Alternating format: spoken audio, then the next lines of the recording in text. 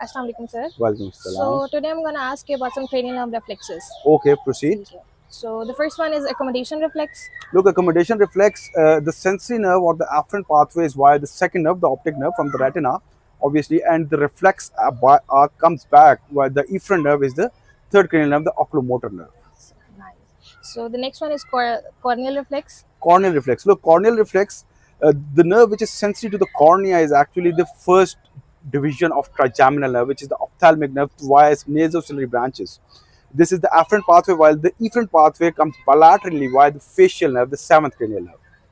So next one is cuff reflex. Cuff reflex. Look, a cuff reflex is a complicated one because the sensory and motor, the afferent and efferent, both are the vagus nerve. But yet again here, the diaphragm and the intercostal muscles, they are also supplied by somatic nerves, which is the phrenic nerve and the intercostal nerves as well. So the next one is gag reflex. Gag reflex. Look, gag reflex, the nerve which is sensitive to the pharynx is actually the ninth nerve, the glossopharyngeal nerve, and the gag reflex will come through the 10th cranial nerve, vagus nerve. Next one is the lacrimation reflex.